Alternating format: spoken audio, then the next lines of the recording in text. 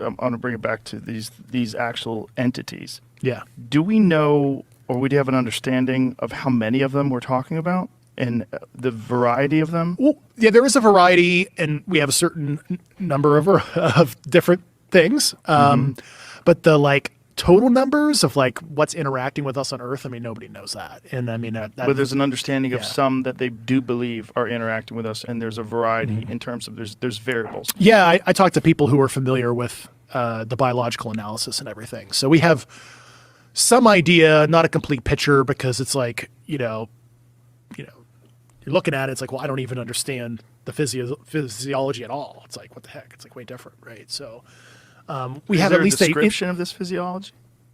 Yeah, no, I was in the room.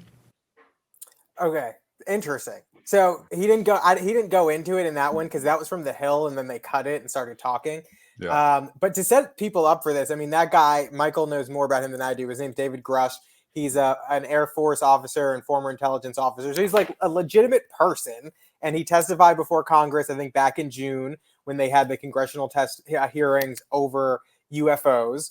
And there's been a lot of coverage of that ever since. And then I remember shortly after that, you guys remember Mexico came out and said that they had these aliens. Yeah. And distracted from all the great conversation we're having. But this is a legitimate guy, and he's saying that he has personally witnessed this stuff, and others are coming forward too. Yeah. So Grusch, a little more color to that. Grusch was tasked with as part of legislation, he was tasked with investigating all the UFO programs in the government. So he started going around talking to, this is his story, right? So he went and started going around talking to people in these programs and trying to find out what they knew. And what he says on Rogan's podcast is he's just like, what I found out, I can't believe we're not telling the public this. So he became a whistleblower. And the three main claims that he makes, although not substantiated with like physical evidence at this point, are UFOs are here. We've got bodies, and we've been doing this for a really long time. What's his body? What's his body count? I don't know. At least 2, because he's been married twice. You think? I mean, that would be. What if they're? Well, I won't even. This is a profession. No, probably not. Okay, I have a question, because I don't know if have been the most skeptical over I mean, I'm definitely like all bought in on this now. But I was probably very skeptical for a number of years up until about 6 months ago. Well, hold on. How long have we been doing the show? Like 5 weeks? Yes. That's when it started 5 weeks ago. I was downhill ever since. But Neil deGrasse Tyson, this is one of the reasons I was skeptical of it, because I saw a clip of him once where they asked if aliens existed, and he was like, well, if aliens existed, given that every single person today is walking around with a cell phone, there's surveillance cameras every single place you go, wouldn't we have more footage of them, and wouldn't we have better footage of them? And so I was like, yeah, he's kind of right. And then as time has gone on and I've seen more of the conversation about it and read more stuff, I don't necessarily agree with him. But what do you guys think about that specific statement? I mean, anything Ross Tyson says is he's an asshole. He doesn't know what he's talking about. Well, that's fair. I mean, I would say that's a fine theory to, all right, I get it. I understand the logic behind it, but certainly we're talking about, like, there's Michael knows his name, the Air Force pilot, that the little white pills. David Fravor, the Tic Tacs. Yeah, the Tic Tacs. There we go. So out in the Pacific or whatever, they're doing a test mission or whatever. It's nothing. They're just flying planes, having, as boys are wont to do. And they come in contact with this little white Tic Tac type aerial craft. And these things are, shooting into the sky at tremendous speeds, going down underwater at tremendous speeds, like making turns, stuff that we would think about the rules of physics that we know of that would be impossible, right? So the point is, as uneloquently as I put it, they have crazy technology, right? So why wouldn't they also have crazy technology to say, like, we know these dumb apes have phones and cameras. Like, let's just develop some sort of, something so they can't take pictures of us on a regular basis, right? Okay. Fair. I can see that. Yeah. Wouldn't have said it. Yeah. I mean, you can always say, well, we need more evidence, but we have the evidence we have. And I think, in my mind, but I've been down this rabbit hole for 10 years or so. In my mind, it's beyond a reasonable doubt, if you will. Like, have you guys seen the documentary about Brazil, Varginha? It's about this. But I know about it. I told you guys about it. It's about this craft that crashed. There's eyewitnesses to the crash, to the craft. There's eyewitnesses, 3 women who saw an alien. Like, there are stories like this from all over. There's in Africa, all over the world, stories of people encountering something. And now we have a high-level government agent who's like, oh yeah, we have craft. We've been reverse engineering them, meaning we're trying to figure out how the technology works to see if we can apply any of that technology for whatever weapons purposes or whatever. And we've got bodies, and they're not telling us the whole story. So it's just further evidence in this long story that's been going on for years that there's something going on. And I don't know what it is, but it seems to be credible. Well, and to your point about Brazil, I mean, we talked about this off the show before, but in Aurora, Texas, there was an issue, and a UFO sighting. It was April 17th, 1897. It crashed in Aurora, Texas on a farm. The wreckage of the site was dumped into a nearby well located under a damaged windmill. And then someone dug up a grave and buried the alien there. Dallas Morning News reported on it at the time. The owner of the property cleared out the debris, put the debris in a water source, and then later got arthritis and started attributing that to this debris. And then years later, they tried to excavate the grave, and for whatever reason, they couldn't do it. But what's interesting is when you look at all of the sightings or reported sightings over the years, I mean, going back even before 1897, you have civilizations across the world who've all reported seeing the same things. Like, they're just like, and they always look the same too. And you just have so many of them from people who are unrelated and unconnected. And, even like the Twilight Zone, I love the Twilight Zone. I think it's a great show. And whenever they talk about UFOs, it's the same, like, it's always the same thing. And so it's kind of hard to believe that people aren't seeing something if everyone's reporting the same thing in history. And even today, when people talk about it today. Yeah. So my question is, because there are so many examples. The 1933 Italy, this craft came out of the sky. You can look it up. It's all public record. Came out of the sky, crashed. It was like a drone. There's nothing in it. The Nazis came down, got the craft, started reverse engineering this. This is like public knowledge. Mussolini shared it with Hitler. Then there's Roswell. Obviously, that's a great story. Just happening. There's so many of these stories. The bigger question to me is like, okay, we've established that something is going on. What is it? That's where I am in the process. Like, I've already convinced that this is happening. The question is, so 2 questions to me. One, what is it? Is it aliens from another outer space? Is it some sort of extra dimensional or interdimensional being? Is it spirits? I don't know what the heck it is. That's the first thing. Second is, what is its history with humans? Did they create us? One of my favorite theories. Did they create us? And then third, why are they hiding it? Why are they hiding that they created us? No, why is the government hiding the information about this? Like, what do they think is going to happen? Wouldn't upturn religion? It would, if they created us. Well, that would be a tremendous shock to civilization, don't you think? Isn't that the argument, that if they release this information and everything you said is true, then the government, they release this information, hey, actually there are aliens and they created us. I'm pretty sure there'd be, I don't know how many religious people are in the world. I think the Buddhists would probably be fine. They'd be okay. But it's the Muslims, the Jews, and the Christians would probably all throw a shit fit.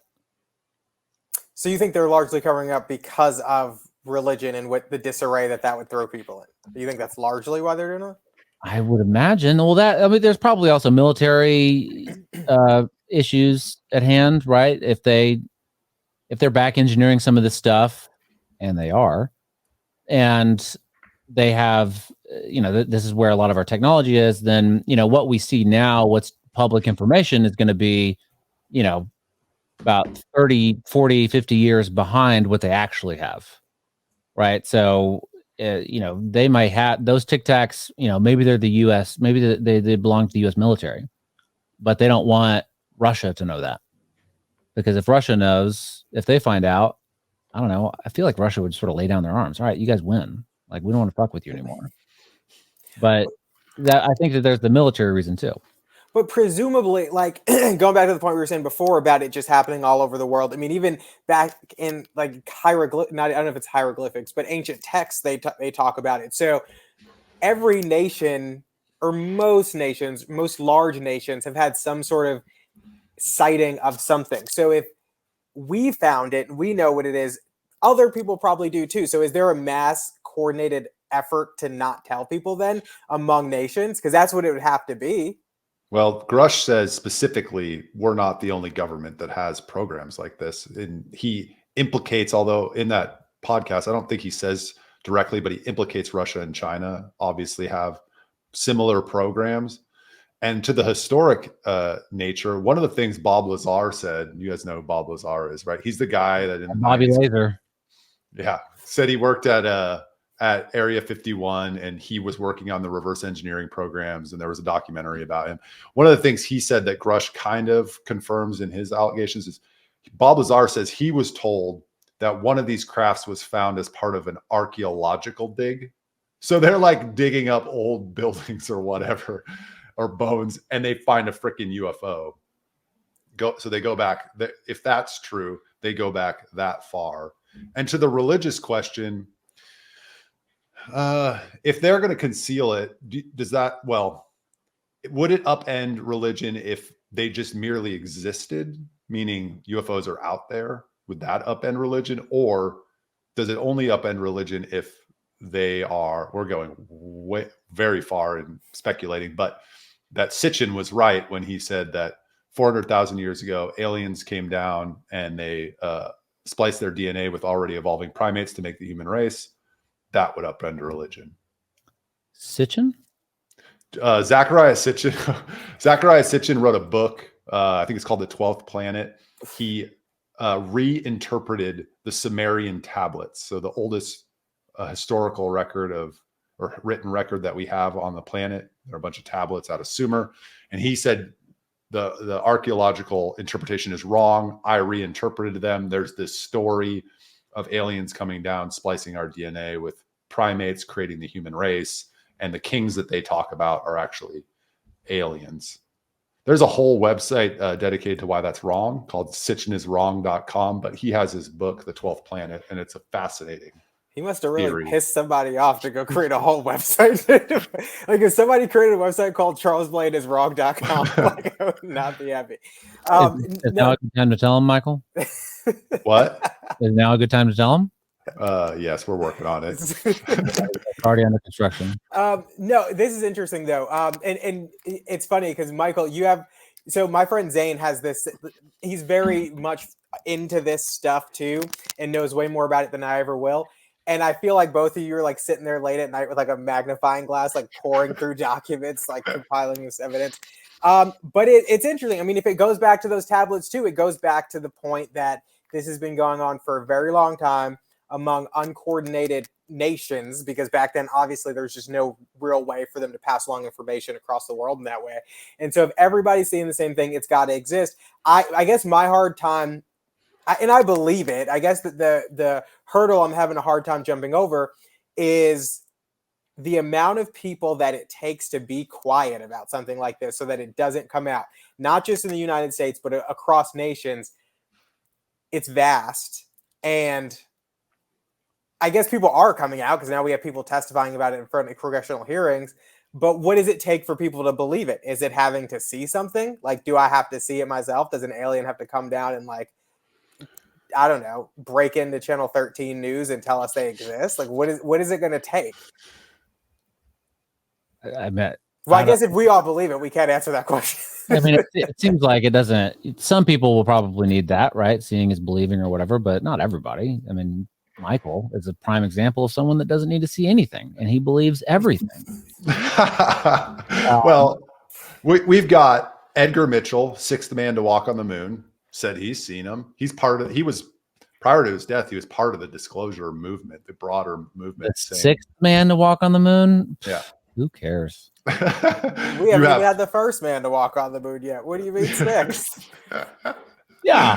True. Well, that's a whole other conspiracy, but so you have him, you have former presidents, Jimmy Carter being one. So I think if you take it back, one of the greatest things I've ever heard in the conspiracy world is Eric Weinstein said, if you take it back to first principles, in order for a conspiracy to exist, you have to first make this conspiracy seem crazy, so that anybody that encounters the information is like, oh, that shit's crazy. I don't believe that stuff. So in the face of Edgar Mitchell, Jimmy Carter, all this evidence, people are like, oh, that shit's crazy. I don't believe that. So they establish that it's crazy first. And then as the evidence comes out, people just dismiss it. There's so much evidence that aliens exist. It's hard to dismiss, in my view. It's hard to believe aliens exist when the Mexican government rolls out a couple of paper mache, dusty elementary school projects and says, look, we found aliens. Everyone's going to look at that and be like, you guys are fucking idiots. The aliens are not real. Yeah. Okay, so unless we want to stay on this topic, I have a question that can also transition us to the next topic. Well, I have a great transition to the next topic too, but please. Okay, well then I'll just ask the question and then we'll go to your transition. Why did, and this goes for our next topic too, why did Trump not release the information then? Do the presidents even have the information? Do they? They could probably, well, I mean. I bet they can't. That's one person, especially someone like Trump, but one person they tell that to, and then they ruin this, decades, if not centuries long conspiracy. There's no way they tell them all the information. No, I think it's all in private. I think it's all in the private sector. State. Oh, really? Yeah. I think it's all in the private sector. It's in Lockheed Martin. The government's having these programs. Yeah, but I think they farm out the work to the private sector. You have to know about it to farm it out. They know about it. So if you take Clinton at his word, which I wouldn't, Bill Clinton, he said in his like memoir book after he was president, he said he tried to get the info and couldn't, even as president. Would you take him at his word if he said, I promise this is just a cigar? How about that transition? No, I also don't take him at his word that he was only on Epstein's flight 3 times. Oh, that's not our next topic, but it could be.